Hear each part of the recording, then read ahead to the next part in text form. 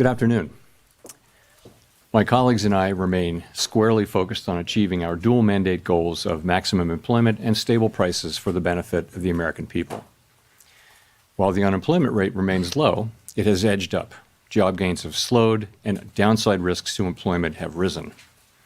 At the same time, inflation has risen recently and remains somewhat elevated. In support of our goals, and in light of the shift in the balance of risks, today the Federal Open Market Committee decided to lower our policy interest rate by 1/4 percentage point. We also decided to continue to reduce our securities holdings.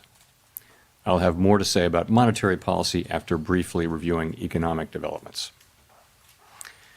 Recent indicators suggest that growth of economic activity has moderated. GDP rose at a pace of around 1.5% in the first half of the year, down from 2.5% last year. The moderation in growth largely reflects a slowdown in consumer spending. In contrast, business investment in equipment and intangibles has picked up from last year's pace. Activity in the housing sector remains weak. In our summary of economic projections, the median participant projects GDP to rise 1.6% this year and 1.8% next year, a touch stronger than projected in June. In the labor market, the unemployment rate edged up to 4.3% in August, but remains little changed over the past year at a relatively low level. Payroll job gains have slowed significantly to a pace of just 29,000 per month over the past 3 months.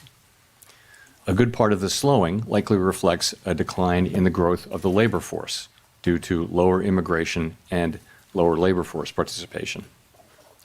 Even so, labor demand has softened, and the recent pace of job creation appears to be running below the break-even rate needed to hold the unemployment rate constant. In addition, wage growth has continued to moderate while still outpacing inflation. Overall, the marked slowing in both the supply of and demand for workers is unusual. In this less dynamic and somewhat softer labor market, the downside risks to employment appear to have risen.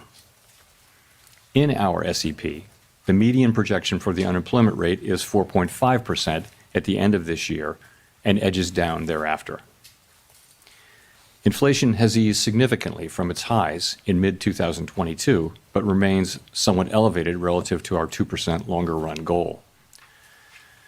Estimates